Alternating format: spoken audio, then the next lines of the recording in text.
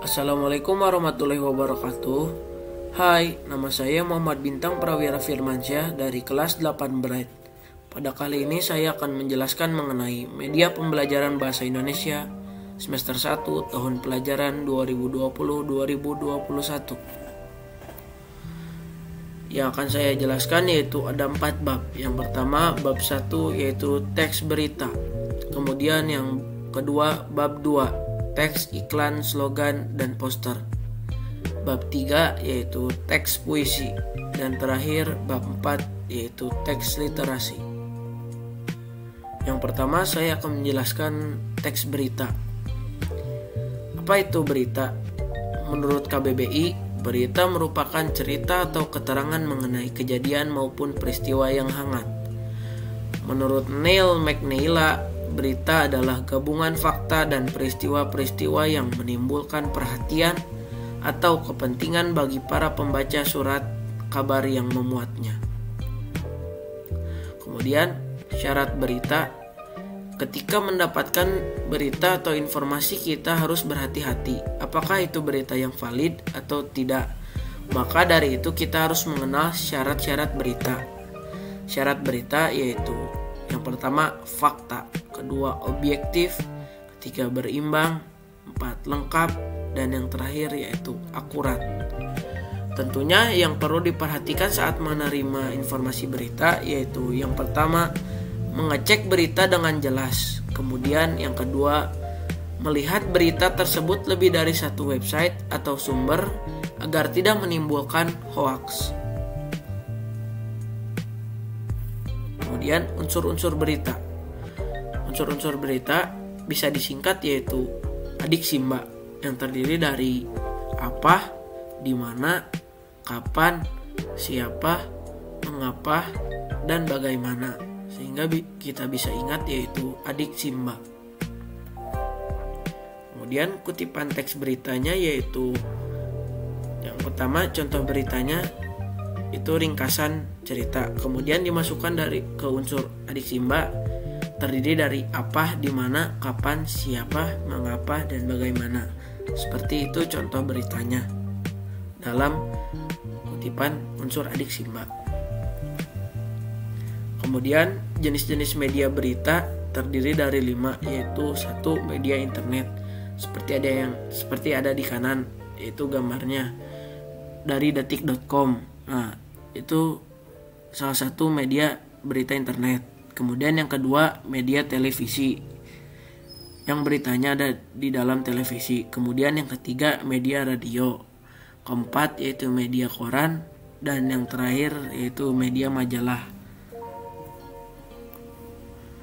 Kemudian kaidah-kaidah kebahasaan.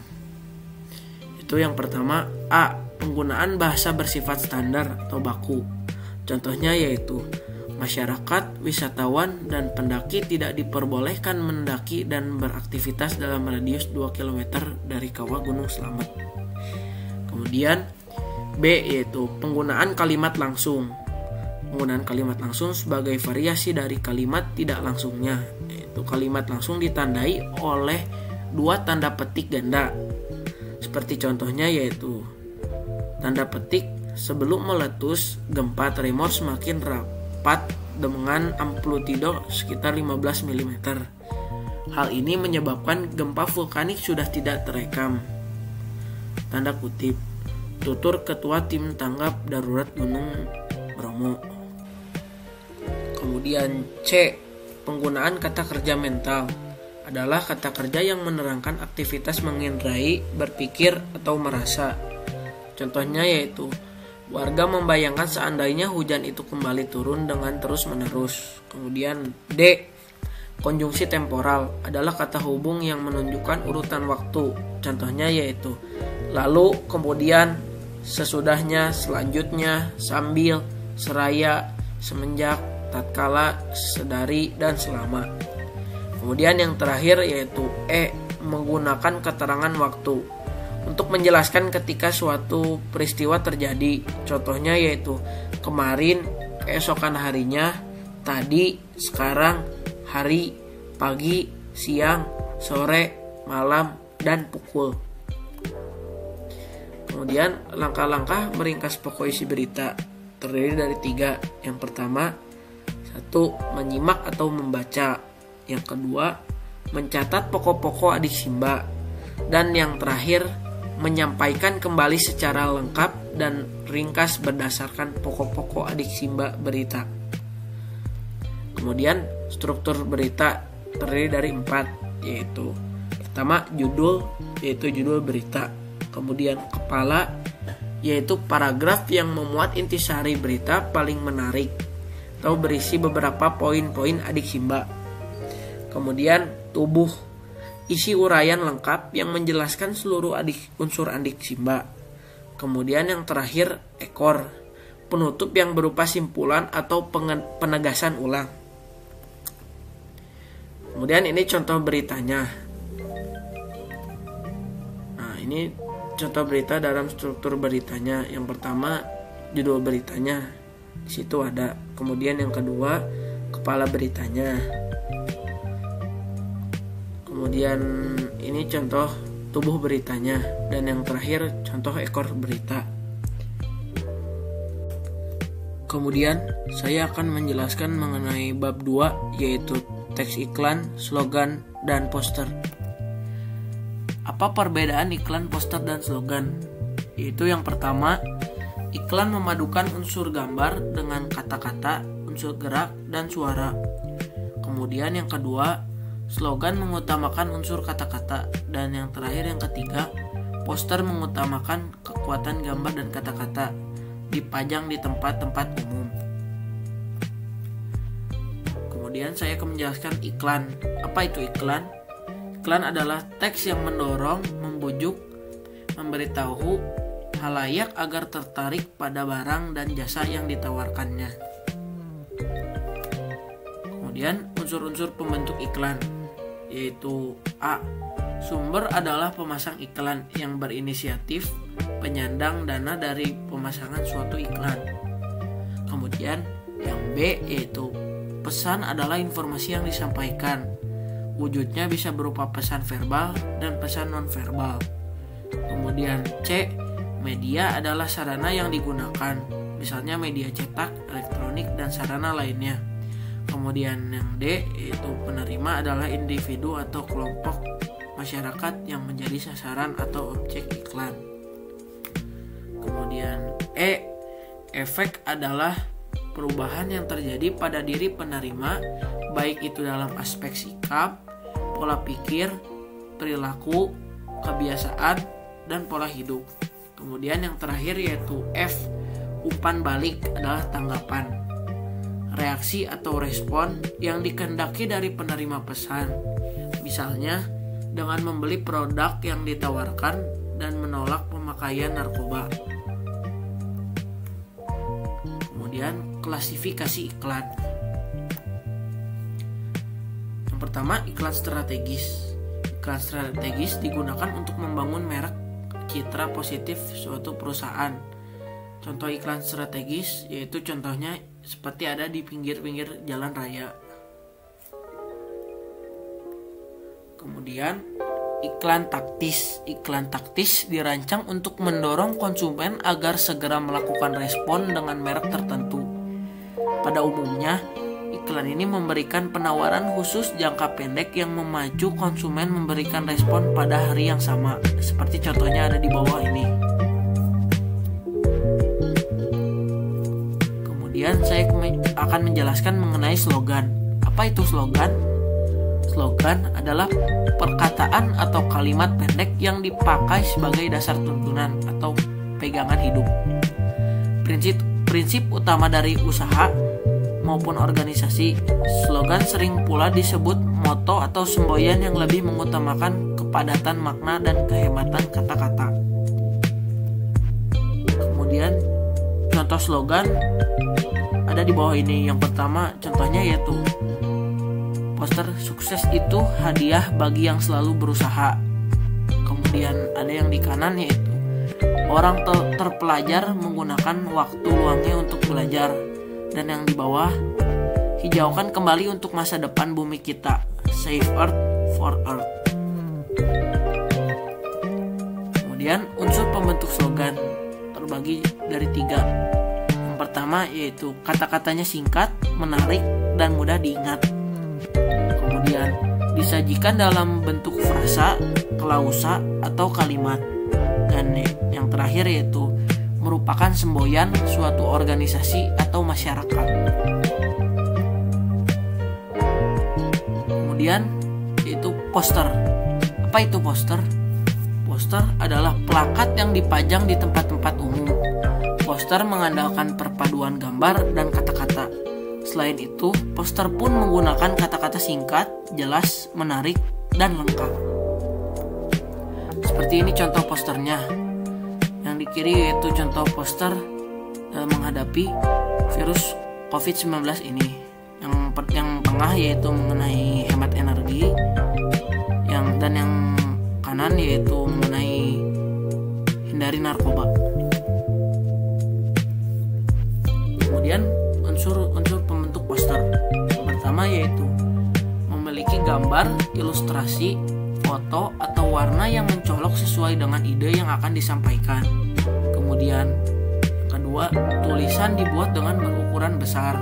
Dan yang ketiga yaitu pernyataan berupa frase, klause, atau kalimat yang efektif, sugestif, dan komunikatif. Kemudian bab 3 yaitu teks puisi. Apa itu puisi? Puisi adalah sebuah seni tertulis. Puisi merupakan karya sastra seseorang dalam menyampaikan pesan melalui diksi dan pola tertulis. Kemudian unsur pembangun puisi. Yang pertama yaitu unsur lahir. Unsur lahir adalah hal yang terlihat atau tersurat dalam puisi sehingga secara ilmiah dapat ditangkap oleh indera pembaca. Unsur lahir terbagi dari beberapa. Yang pertama yaitu tipografi. Tipografi yaitu bentuk puisi seperti halaman yang tidak dipenuhi kata-kata. Hal ini berhubungan dengan pengaturan baris yang tidak selalu dimulai dengan huruf kapital dan diakhiri dengan tanda titik, seperti ada contohnya di bawah ini. Kemudian diksi. Diksi yaitu pemilihan kata-kata yang dilakukan oleh penyair dalam puisinya. Kata-kata dalam puisi terkesan lebih sedikit dari karya sastra lainnya, namun memiliki makna yang mendalam. Contohnya yaitu sungai mengalir dan menyindir gedung-gedung kota besar. Seperti contohnya ada kata-kata yang ditebalkan. Kemudian imaji. Imaji adalah kata atau susunan kata yang mengungkapkan pengalaman indrawi, misalnya penglihatan, pendengaran, dan perasaan. Imaji mengakibatkan pembaca seakan-akan melihat, mendengar, dan merasakan apa yang dialami penyair. Contohnya yaitu bersandar pada tari warna pelangi, kau depanku bertudung sutra senja. Seperti contohnya yaitu ada kata yang ditebalkan. Kemudian kata konkret. Kata konkret merupakan kata yang memungkinkan munculnya imaji karena dapat ditangkap indera yang berhubungan dengan kiasan atau lambang. Seperti contohnya yaitu salju melambangkan kebekuan cinta, kehampaan hidup, dan lain-lain. Kemudian gaya bahasa.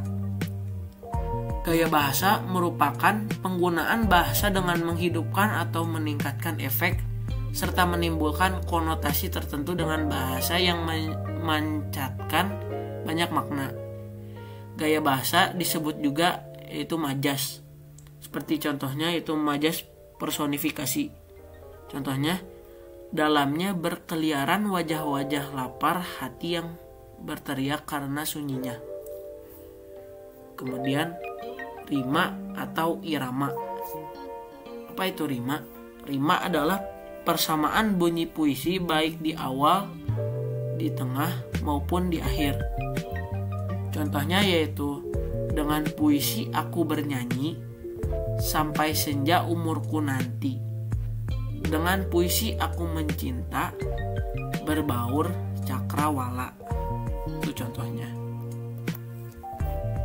Kemudian unsur pembangun puisi yang kedua yaitu unsur batin.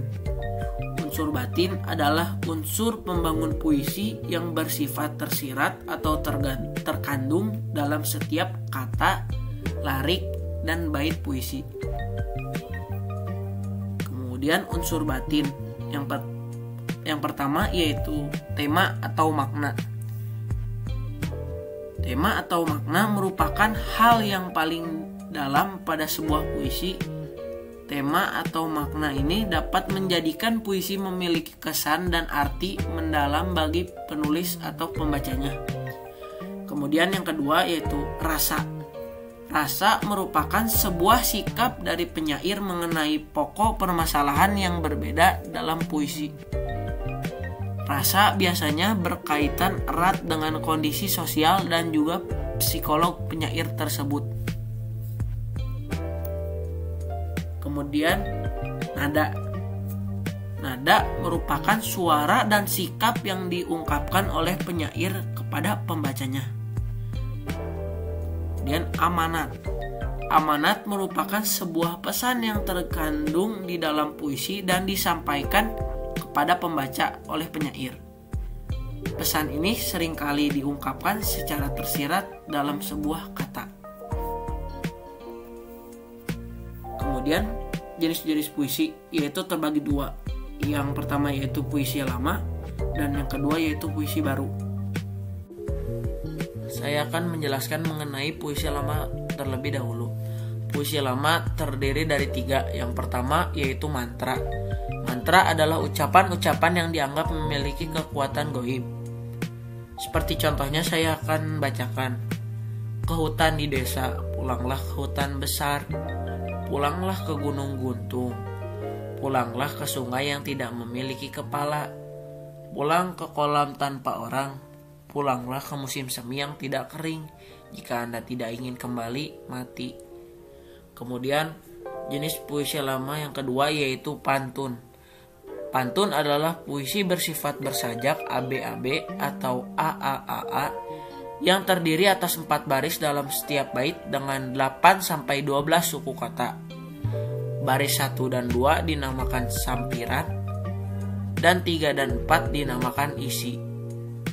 Contoh pantunnya yaitu buah kelapa banyak minyaknya, toke suka menjilat ludahnya, orang yang banyak ilmunya tentu dia mudah hidupnya. Kemudian jenis puisi lama yang terakhir yaitu syair.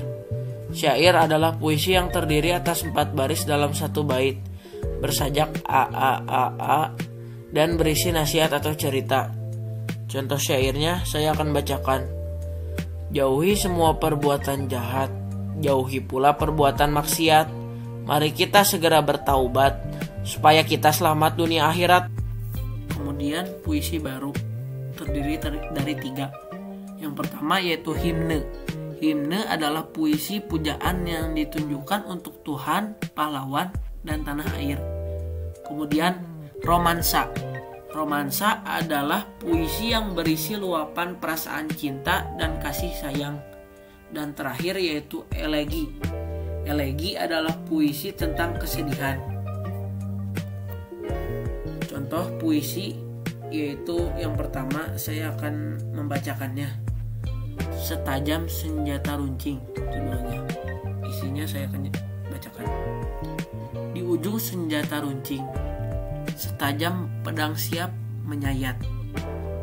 Pertaruhan nyawa menentang, mengoyah jiwa musuh hingga gentar. Pahlawan berjuang hingga raib, meraih kemenangan untuk kebebasan. Rasa gentar dan takut terlenyapkan. Usaha sampai tumpah darah tiada usai. Kemerdekaan telah membebaskan bekapan. Kini dapat bernapas tanpa sesak. Jasa pahlawan menjadi saksi. Siap siaga hingga merdeka. Kemudian hal-hal penting dalam membaca puisi. Yang pertama yaitu pelafalan Kemudian yang kedua, volume suara. Yang ketiga yaitu intonasi dan tempo. Yang keempat, sikap. Yang kelima, kelancaran dan ketetapan. Dan yang keenam, mimik dan gestur. Kemudian yang terakhir, bab 4 yaitu teks literasi. Apa itu fiksi dan non-fiksi? Fiksi adalah cerita rekaan atau cerita yang dibuat berdasarkan imaji penulisnya.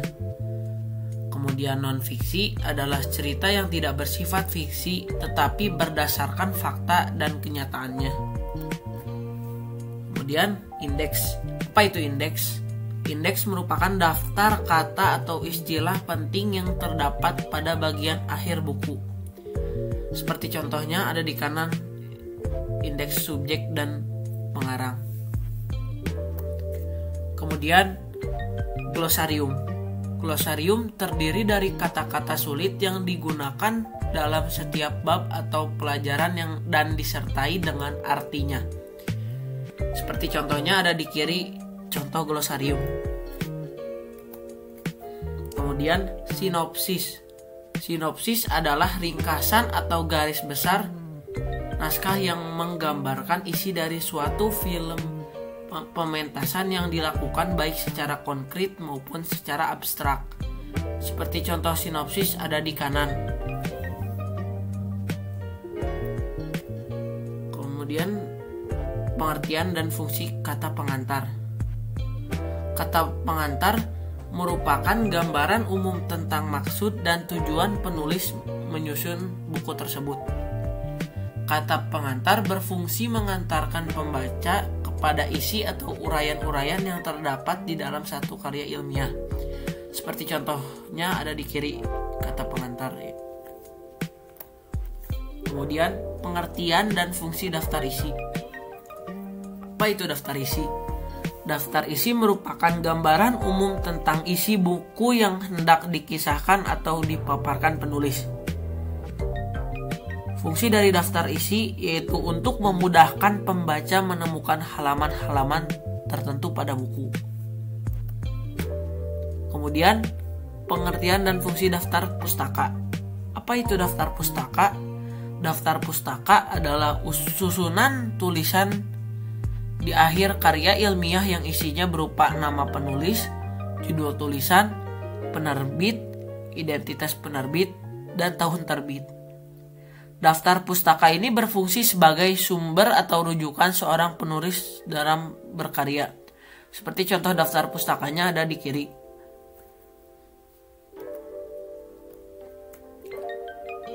Terima kasih, mohon maaf bila ada kesalahan kata maupun kalimat.